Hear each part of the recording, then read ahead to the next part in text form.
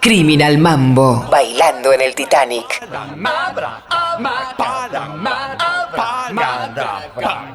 Espacio aquí para hablar con escritores, con editores, con gente vinculada a la literatura, a la cultura, y en este caso, con la suerte de volver a encontrarnos con un amigo, con Raúl Rally Jaurat. Él está allí en Mar del Plata, hace poquito ha estrenado un nuevo libro, creo que si no me equivoco es primera novela, Las cartas que no te dije. Rally, bienvenido a Criminal, ¿cómo estás? Hola Marcelo, qué gusto verte. La verdad que un placer siempre charlar con vos.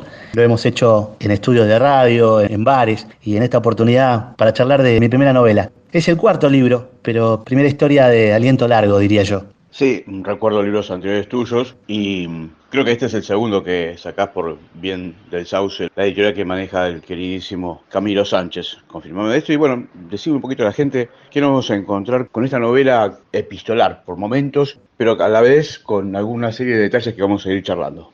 Bueno, este es el primer libro con El Bien del Sauce. Había publicado antes con Textos Intrusos. En el 2015 participé en una antología. En el 2016 publiqué un libro de cuentos que se llamó Relatos porteños con vista al mar. Yo vivía en Buenos Aires, en Capital, y ya vislumbraba mi llegada a Mar del Plata. En 2017 publiqué también un libro de cuentos, pero con algunos ensayos, que lo llamamos Al Blues no se llega por felicidad. Y acá, bueno, estamos casi 6 años después con un cuarto libro que tiene que ver con una historia de amor y desamor atravesado por lo epistolar, como bien decías vos, pero ya no con el formato carta tradicional, sino con mails, con las redes sociales. Nace como un cuento que en pandemia me encontré trabajándolo y llegando a escribir 14 capítulos que forman parte de la novela, ¿no? Exacto, y además la recurrir a redes sociales, a ese tipo de modernidades, vamos a decirlo así. También esos capítulos están a su vez divididos con subtítulos que no importa la extensión, pero está esa división en algunos. ¿Cómo surgió esa idea? La idea de los subtítulos surgió como un ordenador porque llegó un momento que había escrito 50, 60 páginas y necesitaba tener un orden propio. Después iban a ser capítulos, pero era más que nada un orden. Y cuando terminé la novela me di cuenta que no estaba mal, porque fíjate que no son ni siquiera plantillas, no es que son subtítulos que comprenden media carilla o 2 hojas. No hay una estructura que esté atravesando todo el libro, depende de lo que se quiera contar. Yo privilegio la narración, la voz de los personajes y después, en todo caso, esos subtítulos que sirven como introducción para meterse en cada capítulo. Quizá también un poco mi obsesión de diseñador gráfico, ¿no? De darle a la novela ese orden. Me hubiese encantado también incorporar ilustraciones, porque soy ilustrador, pero después pensaba, no, esto tiene que estar contado por la palabra. Para eso el dibujo, en todo caso, estará en un artículo periodístico, pero en una novela no. Entonces, me parece que esos subtítulos también son como dibujos, ¿no? Como un stop. A eso me refería con el tema de que no mantenés una lógica de que a veces el escritor se obsesiona en decir, bueno, tienen que ser capítulos de no más de tanto y no menos de tanto. Acá no. Acá esos subcapítulos o subíndices o subtemas están tirados con mucha importancia, pero sin ningún interés en cuanto a la extensión del mismo, y eso se celebra para el beneficio de la escritura. Rari, ¿cómo fue el proceso de escribir una novela? Y a la vez, si esto tuvo que ver un poco con tu traslado a Mar del Plata, quiero decir el cambio de una ciudad a otra, no otro tipo de cosas, ¿eh? Está bueno lo que decís porque no hubo un plan, digamos. Me acuerdo un candidato en 2009 decía, tengo un plan. Creo que el hecho de no tener un esquema o no haber pensado en géneros hizo que trabajara con libertad. Y cuando digo trabajar es el disfrute de la escritura y la reescritura y la corrección, que fueron varios años. Pero en ese sentido, y como para cerrar el tema de los subtítulos, no hay un capítulo que tenga la misma duración o extensión que otro. Por otro lado, en cuanto al proceso de la escritura, te diría que me zambullí en el capítulo 2 sabiendo que tenía mucho para contar. Empezaron a aparecer los personajes, las voces, y ya para marzo del 2020, digo las fechas porque es algo significativo, es el comienzo de la cuarentena, sabía que iba a tener tiempo y más allá de todo lo que sabemos y de todo lo que se habló de ese periodo, para mí fue muy productivo porque trabajé un montón. La novela, si bien serán 200 páginas de Word, habrá unas 50 que no están en el libro porque entendía que estaba escribiendo mucho y bueno, uno también tiene que saber parar, ¿no? Yo creo que escribir es saber tachar también.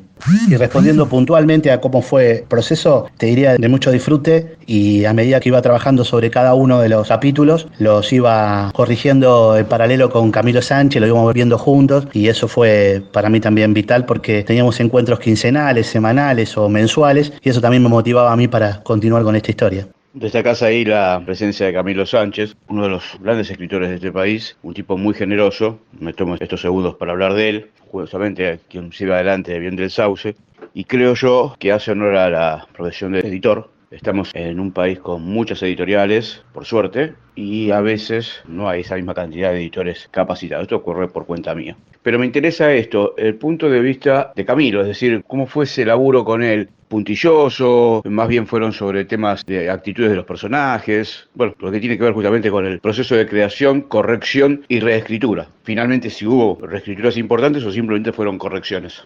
Está bueno lo que decís de Camilo, porque Camilo Sánchez es escritor, editor y periodista. Y cuando digo periodista, tiene, digamos, el rigor del trabajo en redacción, que es con plazos, con tiempos. Entonces, una vez que yo empecé a escribir, trataba de respetar ese esquema de encuentros virtuales para las lecturas. No trabajamos sobre el contenido o sobre lo que se dice o sobre los personajes, sino sobre la cadencia de las palabras. Como estamos hablando de una novela que tiene capítulos que están atravesados por lo epistolar, el tono y las voces son muy importantes. Entonces, ninguno de los personajes, a través del trabajo que hicimos, se parece a otro. No tuve que apelar al dijo Marcelo, le respondió Rally. Uno podía ver eso. Creo que lo hemos hablado también a propósito de tu trabajo en El Cristo Roto. Me acuerdo que vos me decías, los personajes no hablan largo. Los personajes dicen como hablamos en la vida cotidiana. Entonces con Camilo trabajamos mucho sobre la oralidad, más que sobre la forma. Él respetó muchísimo de entrada mi forma de escribir y eso para mí fue, viste, una caricia, fue un mimo.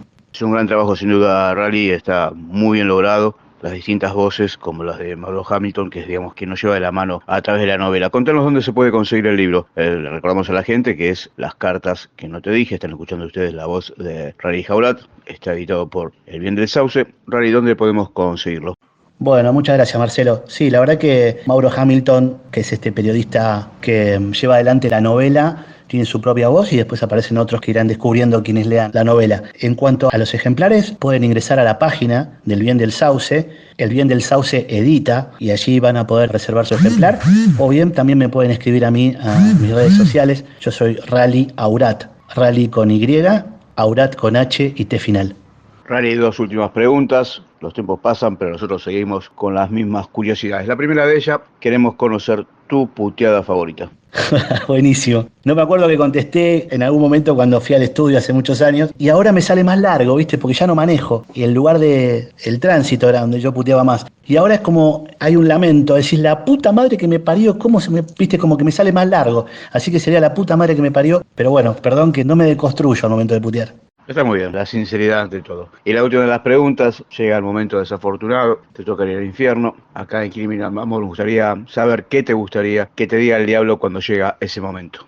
Uy, mirá, me lo imagino al diablo con una ropa así de mozo que alquiló, festejando algún cumpleaños de 15, eso que uno paga con 36 cuotas, allá por Ruta 3 al fondo, ¿viste? González Catán, Virrey del Pino, y que me diga, muchacho, sí, lo de la mesa 5, esos son sus amigos. Excelente. Felicitaciones por las cartas que no te dije, tu primera novela, publicada por El Bien del Sauce. Te agradecemos, te esperamos cuando estés aquí en Buenos Aires para tomarnos un café. Bueno, Marcelo, muchas gracias por este espacio, por volver a charlar con ustedes, con Criminal Mambo, con una radio como Somos Radio que quiero mucho. Y también es un honor para mí porque hablando de literatura con ustedes, tanto con vos, que he disfrutado tanto de La Estrada, El Cristo Roto y todo lo que he leído de vos, y con Martín Sancia también, que Yunga debe ser de los libros que más disfruté en los últimos tiempos, junto con muchos otros. Así que te mando un gran abrazo y gracias por esto. Y ya nos veremos en Buenos Aires, ahí en la calle San José, tomando un cafecito seguramente para seguir hablando de encuentros con el diablo. Nosotros aquí seguimos en Criminal Mambo.